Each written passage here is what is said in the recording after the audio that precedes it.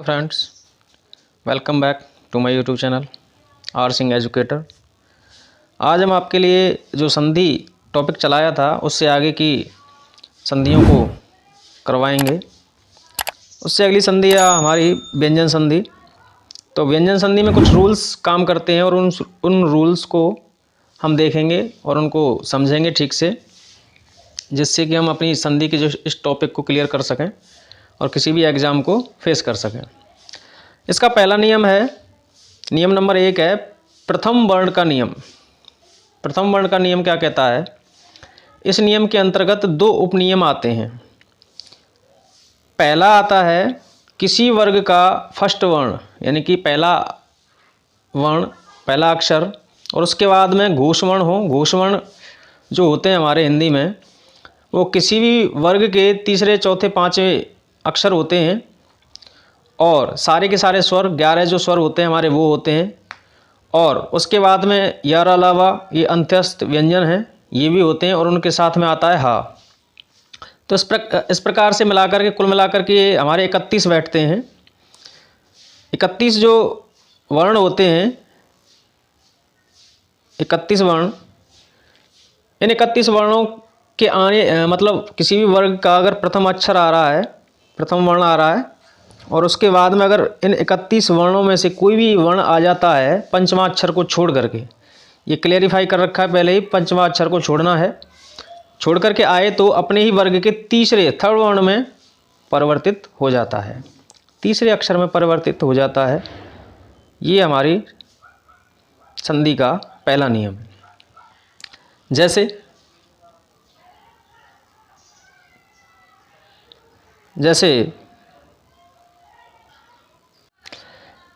दिग्गज, दिक् प्लस गज। अब इसमें दिग्गज में आप देख पाएंगे कि दिग्गज में जो का है, का वर्ण, आधा का वर्ण आया है। तो ये जो हमारे 5 वर्ण होते हैं, का वर्ग, चा वर्ग, ता वर्ग, टा वर्ग, ता वर्ग और पा वर्ग, ये पांचों जो वर्ग होते हैं उनके प्रथम अक्षर में का वर्ग का प्रथम वर्ण है ये का। उसके बाद में का वर्ग का ही तीसरा वर्ण आया है गा। गा वर्ण आया है, तीसरा वर्ण है। और तीसरे वर्ण आने पर ये का वर्ग जो है, ये का जो वर्ण है, ये अपने ही वर्ग के तीसरे वर्ण में परिवर्तित हो जाएगा। यानी कि का वर्ग का तीसरा वर्ण वैसे भी गा ही होता है, तो का गा बन जाएगा, तो डबल गा हो जाएगा। तो दिक् प्लस गज में दिग्गज बन जाएगा। जगत में जो ता आ रहा है, हमारा जो ता है अर्धता, उसके बाद में आ रहा है बड़ा ई, यानी कि स्वर आ रहा है बड़ा ई। तो दोनों मिलकर के ता जो वर्ग होगा, वर्ण होगा, वो अपने ही वर्ग के तीसरे वर्ण यानी कि दा में परिवर्तित हो जाएगा। तो जगत प्लस ईस बराबर हो जाता है हमारा जगदीश। ऐसे ही अप प्लस जा, तो अब्ज, पा वर्ग का जो तीसरा वर्ण होता है वो बा होता है। तो पा यहाँ पे अर्ध वर्ण में आया है, और आगे जो है जा में पा जो है वो जा में, पा का जो तृतीय वर्ण है बा, वो जा में जुड़ जाएगा, तो अब जो हो जाएगा। ऐसे सट प्लस यंत्र षड्यंत्र, दिग प्लस अंत दिगंत, ऋग प्लस वेद ऋग्वेद, सट प्लस रिपु षड्रिपु, अप प्लस द अब्द, वाग प्लस देवी वाग देवी, सुप प्लस अंत सुबंत। तो इस प्रकार से इसके कुछ एग्जाम्पल्स थे जो मैंने आपके लिए बताए। इसके बाद आता है इसका सेकंड नियम। इसका सेकंड रूल जो है, किसी वर्ग का फर्स्ट वर्ण यानी पहला अक्षर आए और उसके साथ में पंचमाक्षर आए। चूँकि हमने पहले नियम में पंचमाक्षर को छोड़ा था, बाकी के वर्ण लिए थे, सेकंड नियम में पंचमाक्षर को लेंगे। और प्रत्येक वर्ग का प्रथम वर्ण आए तो प्रथम वर्ग का प्रथम वर्ण जो है अपने ही वर्ण का पंचमाक्षर में ही परिवर्तित हो जाता है।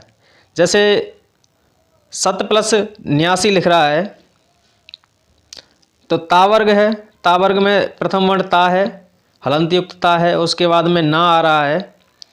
तो ता वर्ग के जो पंचमाक्षर होता है वो वैसे भी ना होता है, तो 7 प्लस 89 यानी कि सन्यासी शब्द जो है हमारा बन करके तैयार हो जाता है। ऐसे ही उत प्लस मोचन उन्मोचन, सत प्लस मार्ग सन्मार्ग, वाक प्लस में वांग में। अब देखेंगे का वर्ग में पंचमाक्षर जो होता है अंग होता है, तो अंग के हिसाब से अंग आ जाएगा और का अणा हो जाएगा, तो वांग प्लस में वाक प्लस में वांग में हो जाएगा। बृहत प्लस माला बृहन्माला हो जाएगा। ऐसे ही उत प्लस मुख उन्मुख हो जाएगा। इसके बाद आता है हमारा इसका दूसरा नियम, नियम नंबर 2। नियम नंबर 2 कहता है माँ का नियम, इसे माँ का नियम कहते हैं। यानी कि पहले इसका जो नियम है पहला है, इसमें कहता है कि माँ अक्षर के बाद में यदि का से भा तक, माँ को छोड़ करके का से लेकर के भा तक 24 वर्ण में से कोई भी वर्ण अगर आता है तो जुड़ने वाले वर्ण का पंचमाक्षर हो जाता है। यानी कि का वर्ग अगर जुड़ेगा तो पंचमाक्षर अणा हो जाएगा माँ के बाद में, और चा वर्ग में से कोई जुड़ता है तो वो अपने अणा वाले जो शब्द होते हैं उसमें हो जाएगा, नए वाले शब्द में। तो प्रत्येक वर्ग का पंचमाक्षर हो जाता है। लेकिन अगर माँ के बाद में अगर कोई माँ ही आ जाता है तो परिवर्तन नहीं होता। माँ के बाद में अगर कोई अंत्यस्थ या ऊष्मीय व्यंजन, अंत्यस्थ व्यंजन में यर अलावा और ऊष्मीय व्यंजन में तीनों जो सा होते हैं वो और हा, ये 8 अक्षर जो होते हैं वो आते हैं, तो वो माँ का अनुस्वार हो जाता है। जैसे किम प्लस नर तो किन्नर, किन्नर शब्द जो बना है इसमें माँ आ रहा है पहला अक्षर और इसके बाद में ना आ रहा है, तो ये तावर्ग का अक्षर है ना, तो अपने ही वर्ग के पंचमाक्षर में परिवर्तित होगा, तो नाक का पंचमाक्षर होता है ना, तो किन्नर बन जाता है। ऐसे सम प्लस जय तो संजय बन जाएगा। माँ अक्षर जो है, माँ अक्षर के बाद में जा आ रहा है यानी चा वर्ग का आ रहा है, चा वर्ग का अंतिम अक्षर जो होता है वो अना होता है, ये वाला ना, तो इसमें परिवर्तित हो जाएगा, तो सम प्लस जय संजय। ऐसे ही अलम प्लस कार तो अलंकार, माँ के बाद में का वर्ग आ रहा है, का वर्ग का पंचमाक्षर ये जो होता है, पंचमाक्षर जो होता है वो अलंकार बन जाएगा। ऐसे सम प्लस छेप संक्षेप, संक्षेप में सम माँ के बाद में क्षत्रिय वाला छा आ रहा है, यानी कि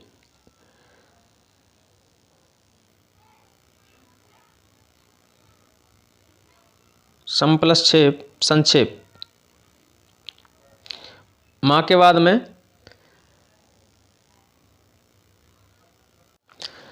अभी आप बोलोगे कि भाई संक्षेप में तो क्षत्रिय वाला छा है, तो इसका ये अणा कैसे हुआ?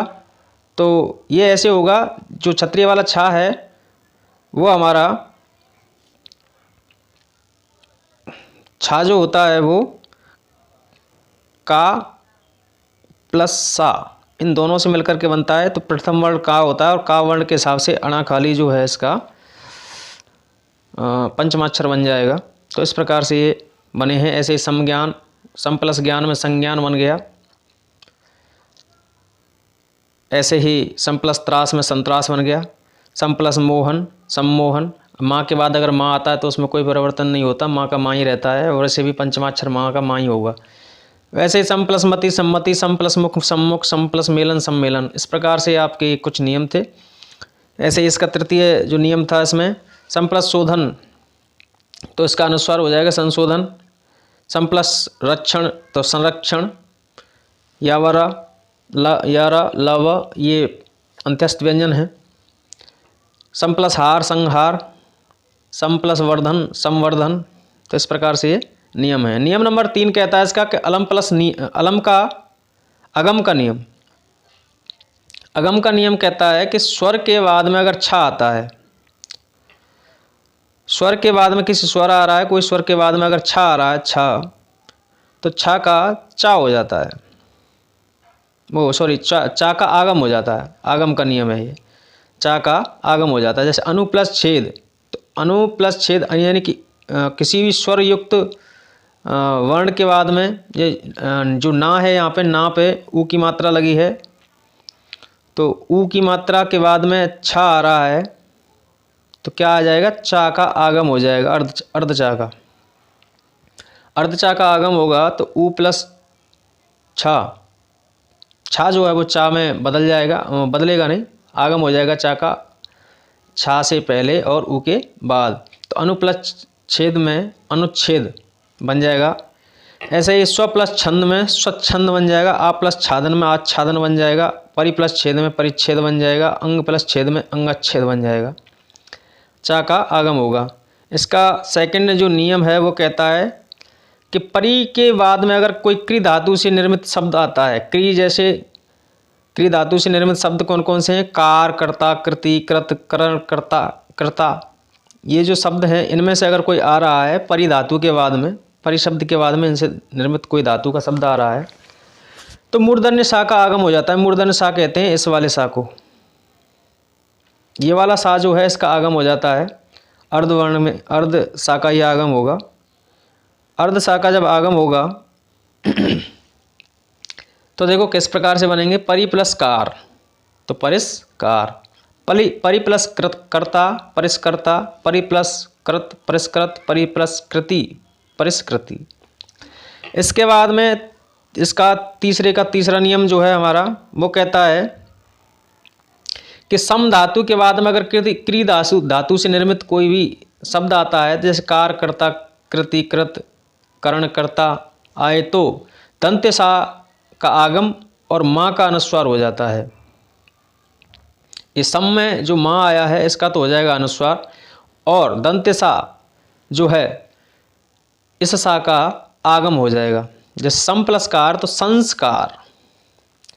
अब इसमें माँ जो है ये तो पहुँच गया अनुस्वार में और ये जो कार है, कार से पहले दंत्य सा का आगम हो गया तो संस्कार शब्द बन गया। सम प्लस करण संस्करण, सम प्लस कृति संस्कृत, सम प्लस कृत संस्कृत, सम प्लस कृता संस्कृता। इस प्रकार से इसके नियम हो गए।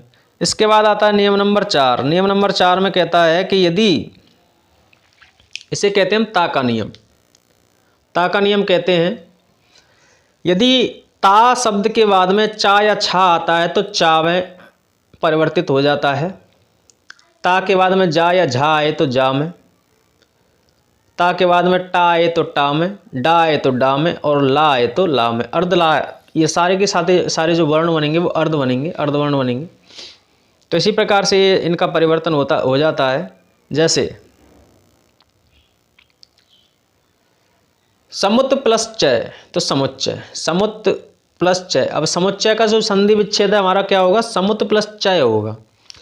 समुत में ता वर्ण के बाद में क्या आ रहा है? चा आ रहा है तो चा का चा हो जाएगा, डबल चा बन जाएगा।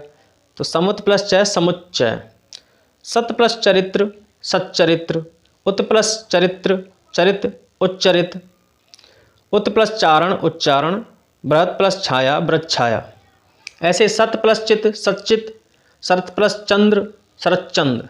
तो इस प्रकार से हमारे ये जो परिवर्तन है इस प्रकार के इस नियम से हो जाते हैं।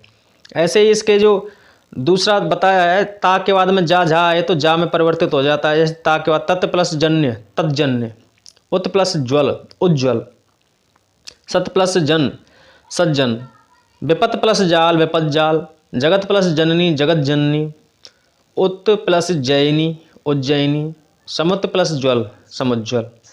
ऐसे ही तत् प्लस टीका तट टीका, तत् प्लस लीन तल्लीन, उत प्लस लेख उल्लेख। यानी ता के बाद में अगर ला आता है तो किस में परिवर्तित हो जाएगा? ला में परिवर्तित हो जाएगा। उत प्लस लेख उल्लेख, उत प्लस लिखित उल्लिखित, उत प्लस लास उल्लास, उत प्लस लंघन उल्लंघन, उत विद्युत प्लस लेखा विद्युत लेखा। तो इस प्रकार से ये नियम है। इसका ही पंचम नियम जो है इसी में बताया गया है कि उत के बाद में डा आए तो उत प्लस डयन उड्डयन, भवत प्लस डमरू भवत डमरू, उत प्लस डीन उड्डीन। तो इस प्रकार के नियम हो गए। इसका ही अगला नियम है नियम नंबर 5। नियम नंबर 5 कहता है ता या दा के बाद में अगर शा आता है, ता या दा के बाद में शा आता है तो ता और दा का तो हो जाएगा चा और शा का हो जाएगा छा। तो इस प्रकार से संयुक्त रूप से एक शब्द बनेगा, वर्ण बनेगा चच्छ। चच्छ जो होगा इसमें परिवर्तित हो जाएगा। जैसे तत् प्लस शिव, तत् प्लस शिव में अंतिम वर्ण जो है वो ता है और उसके बाद में क्या आ रहा है? शा आ रहा है, शी आ रहा है। तो सा आ रहा है, तो सा का तो हो गया छा और ता का हो गया चा, तो ता का चा हो गया और सा का छा हो गया, तो चच्छ हो गया। तो सीधा सीधा ये याद रखना है कि ता और सा आ जाए संधि करने पर तो चच्छ हो जाएगा, तो तच्छ तच्छ आ जाएगा इसका संधि युक्त शब्द। उत प्लस श्वास उच्छ्वास, मृद प्लस सटिका मृच्छ कटिका, मृद प्लस सकटिका तो मृच्छ कटिका। उत प्लस श्रृंखल उच्छृंखल, शरद प्लस शशि शरच्छसी, श्रीमत प्लस शरदचंद श्री मच्छरचंद। तो इस प्रकार से ये इसके नियम हैं। इसका अगला नियम है नियम नंबर 6। नियम नंबर 6 कहता है यदि ता या दा के बाद में हा आता है तो ता दा का तो दा हो जाता है और हा का हो जाता है धा धा, तो संयुक्त रूप से दद्य दद्य कहलाता है। दद्य के हिसाब से देखेंगे तो ता के बाद में हा आएगा तो दद्य हो जाएगा, तो तत् प्लस हित तद्धित, उत प्लस हार उद्धार, उत प्लस हरण उद्धरण, पद प्लस हरि पद्धरि, उत प्लस हृत उद्धृत, पद प्लस हति पद्धति। इस प्रकार से इसके एग्जाम्पल्स हैं। इसका नियम नंबर 7 जो है आपका, और ये नियम नंबर 7 है। 7 कहता है यदि सा का नियम है, सा का नियम यानी यदि छोटी ई या छोटे ऊ स्वर के बाद में दंत्य सा आता है तो उसका क्या हो जाएगा, मूर्धन्य सा हो जाएगा। और अगर था आता है तो ठा हो जाएगा। जैसे बी प्लस सम विषम, वी के बाद में आपका सा आ रहा है तो वी में ये छोटी की मात्रा है वी, और सा आ रहा है तो क्या हो जाएगा, मूर्धन्य सा होगा। मूर्धन्य सा में क्या हो जाता है, ये वाला सा हो जाता है अर्ध, सॉरी पूर्ण होगा पूर्ण। तो इस प्रकार से ये पूर्ण सा हो जाएगा। तो वी प्लस सम में हो जाएगा विषम, सु प्लस अंत सु प्लस सुप्त सुसुप्त, अनु प्लस स्थान अनुष्ठान, नी प्लस स्था निष्ठा, अनु प्लस, अगर देखो नी प्लस स्था, स्था का मतलब जो था आ रहा है अंत में, तो था की जगह पे क्या हो जाएगा ठा। नी प्लस स्था निष्ठा, नी प्लस स्थुर निष्ठुर, प्रति प्लस स्था प्रतिष्ठा, नी प्लस संग निस्संग, सु प्लस स्मिता सुस्मिता, अभि प्लस शेक अभिषेक, युद्धि प्लस स्थिर युधिष्ठिर, यानी युद्ध में स्थिर रहने वाला युधिष्ठिर। इसके कुछ अपवाद हैं। वी प्लस स्मरण तो विस्मरण ही रहेगा, वी प्लस सर्ग तो विसर्ग रहेगा, वी प्लस स्थापित तो विस्थापित रहेगा, अनु प्लस स्वार तो अनुस्वार रहेगा। ये 4 एग्जाम्पल्स जो हैं इसके, ये इसके अपवाद हैं, तो ये आप नोट डाउन कर सकते हैं। इसके बाद आ जाता है इसका नियम नंबर 8। नियम नंबर 8 कहता है यदि दा के बाद में का खा पा फा सा और ता था ये वर्ण अगर आते हैं तो दा का ता हो जाता है। जैसे उत प्लस पन्न उद प्लस पन्न उत्पन्न, तद प्लस सम तत्सम, संसद प्लस सदस्य संसद सदस्य, मृद प्लस पात्र मृत पात्र, उत प्लस थान उत्थान, उत प्लस सर्जन उत्सर्जन, उद प्लस पादन उत्पादन। इसके बाद में नियम नंबर 9 कहता है कि छोटी ई री रा और सा हो धन से पहले और धन के बाद में ना हो तो ना जो है वो अणा में परिवर्तित हो जाता है। देखो परि प्लस नय परिणय, अब ना का अणा हो गया। आपको तो सीधा सीधा ये याद रखना है कि कहीं पे भी ना आ रहा है इन शब्दों के बाद तो वो अणा में परिवर्तित हो जाएगा। प्र प्लस नाम प्रणाम, तृष्ण प्लस ना तृष्णा, परि प्लस नाम परिणाम, प्र प्लस नीत प्रणीत, राम प्लस अयन रामायण, परि प्लस मान परिमाण, कृष प्लस न कृष्ण, नार प्लस अयन नारायण। इसके बाद नियम नंबर 10 है इसका कि मूर्धन्य सा के बाद में ता आता है तो टा में, और था आता है तो ठा में परिवर्तित हो जाता है। आक्रस प्लस त आकृष्ट, पुष प्लस त पुष्ट, निकृष्ट प्लस त निकृष्ट, प्रस प्लस थ पृष्ठ, सृस प्लस ती सृष्टि, और सस प्लस ठ थ षष्ठ। तो इस प्रकार से ये आपकी व्यंजन संधि खत्म होती है। इसके बाद आती है आपकी विसर्ग संधि। विसर्ग संधि के भी थोड़े से नियम हैं, इनको भी देख लेते हैं। विसर्ग संधि में नियम नंबर 1 कहता है यदि विसर्ग युक्त आ के बाद में कोई भी घोष वर्ण आ जाता है स्वरों को छोड़ करके, तो विसर्ग युक्त आ का ओ हो जाता है। जैसे मन है प्लस रथ मनोरथ। अब इसमें मन है में विसर्ग युक्त आ आया है और घोषवर्ण के हिसाब से रा आया है यहाँ पे, तो मन है प्लस रथ मनोरथ, तो जो विसर्ग युक्त आ है उसका ओ हो गया, मनोरथ बन गया। मन है प्लस जा मनोज, मन है यश है प्लस दा यशोदा, सिर है प्लस आधार्य सिरोधार्य, प्र है प्लस दा प्रोधा, मन है प्लस विज्ञान मनोविज्ञान, मन है प्लस रोग मनोरोग, तप है प्लस वल तपोवल, वय प्लस वृद्ध वयोवृद्ध, तम है प्लस गुण तमोगुण। इस प्रकार से आपके नियम नंबर 1 में सम्मिलित होते हैं। नियम नंबर 2 कहता है यदि विसर्ग युक्त आ के बाद में कोई स्वर आ जाता है, पहले में हमने स्वर को छोड़ा था, अब इसमें स्वर आ जाता है विशेषतः आ, तो स्वर जो होता है उसका लोप हो जाता है और विसर्ग युक्त आ का ओ हो जाता है। जैसे पर है प्लस अक्ष परोक्ष, सह प्लस अहम सो अहम, सह प्लस अहन सोहन, मन है प्लस अभिलाषा मनो अभिलाषा, मन है प्लस अनुकूल मनो अनुकूल। तो इस प्रकार से इसके नियम हैं। अन्य है प्लस अन्य है अन्योन्य है। इसके बाद नियम नंबर 3, नियम नंबर 3 कहता है इसका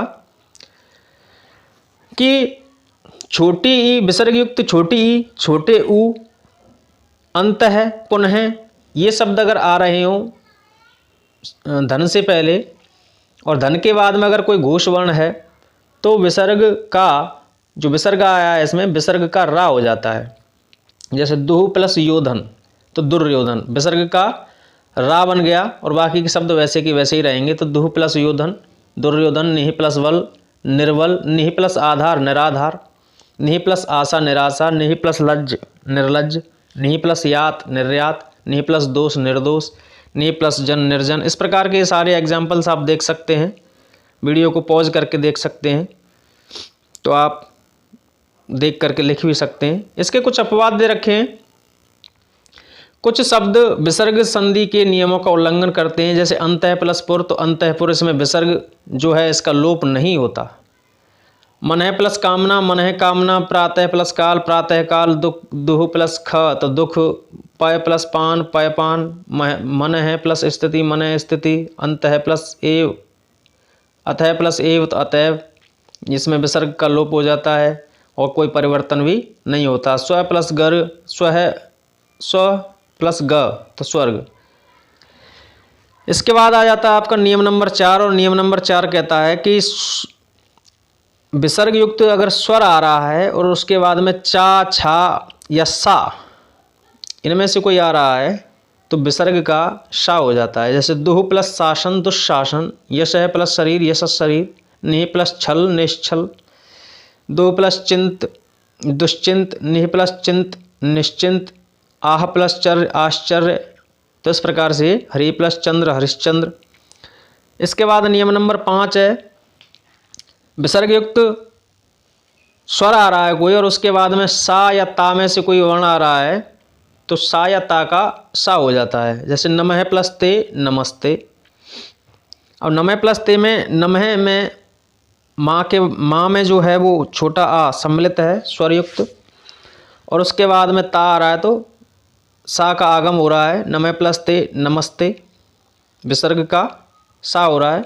निहि प्लस तान संतान, निस्संतान, निहि प्लस संदेह निस्संदेह, निहि प्लस सार निस्सार, दो प्लस साहस दुस्साहस, बी प्लस तार विस्तार। इस प्रकार से ये कुछ एग्जाम्पल्स हैं। इसके बाद में नियम नंबर 6 आता है आपका। 6 नंबर का नियम कहता है कि यदि विसर्ग युक्त छोटा आ या बड़ा आ के बाद में का या पा आ जाए तो विसर्ग का सा हो जाता है। जैसे नमः प्लस कार तो नमस्कार, भा प्लस कर भास्कर, वाच प्लस वाचय प्लस पति वाचस्पति, त्रह प्लस कार त्रस्कार, प्रोह प्लस कार पुरस्कार, ब्रह प्लस पति बृहस्पति, वनः प्लस पति वनस्पति। इस प्रकार से कुछ एग्जाम्पल्स थे। इसके बाद में नियम नंबर 7 आ जाता है आपका। नियम नंबर 7 कहता है विसर्ग युक्त छोटी ई या छोटे ऊ के बाद में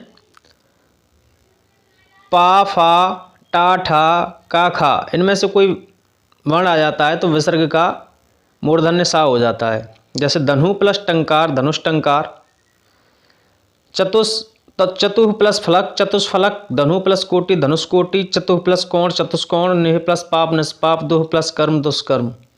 तो इस प्रकार के कुछ एग्जाम्पल्स हैं जिन्हें आप समझ सकते हैं।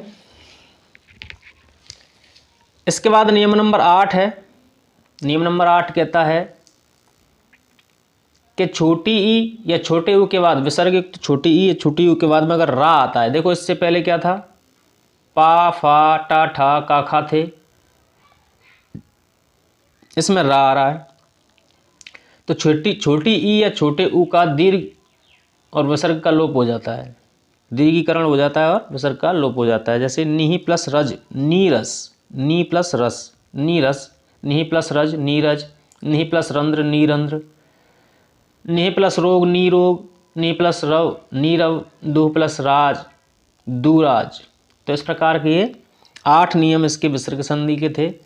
अब इसके कुछ विशिष्ट संधियाँ दे रखी हैं ऐसे जैसे जो कि अक्सर करके पूछ ली जाती हैं कि पानी प्लस घाट में पानी प्लस घाट का संधि युक्त शब्द क्या होगा, तो पनघट, घोड़ा प्लस सवार का घुड़सवार, नाक प्लस कटा नकटा, छोटा प्लस भैया छोट भैया, बड़ा प्लस भागा बड़ भागा, कब प्लस ही कभी, जब प्लस ही जभी, रो प्लस आ रोया, फूल प्लस बाड़ी फुलवाड़ी, आना प्लस जाना आना आवाजाही, विश्व प्लस मित्र विश्वामित्र, हथ प्लस कड़ी हथकड़ी, दीन प्लस नाथ दीनानाथ, यह प्लस ही यही, सो प्लस आ सोया, यहाँ प्लस ही यहीं।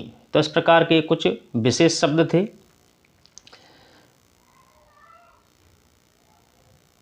इसके बाद में ऐसे ही कुछ और हैं जैसे एहन प्लस निशा एहरनिस, एन प्लस निशा एहरनिस, एन प्लस एहन अहरह, नव प्लस रात्रि नवरात्र, एहन प्लस रूप अहोरूप, एहन प्लस रात्रि अहोरात्र, मनस प्लस ईस मनीष, यौवन प्लस राज युवराज, पश्चिन प्लस राज पक्षीराज। तो इस प्रकार से ये हमारी जो संधि वाला टॉपिक था, आई होप आपको पसंद आया हो। ये यहीं पे समाप्त होता है। तो आपको अगर सेशन पसंद आया हो तो प्लीज़ वीडियो को लाइक कमेंट करें और अपने साथियों के साथ शेयर करें, जिससे कि हमें मोटिवेशन मिलता रहे। अगर आप चैनल पर नए हैं तो प्लीज़ सब्सक्राइब करें। Thank you for watching.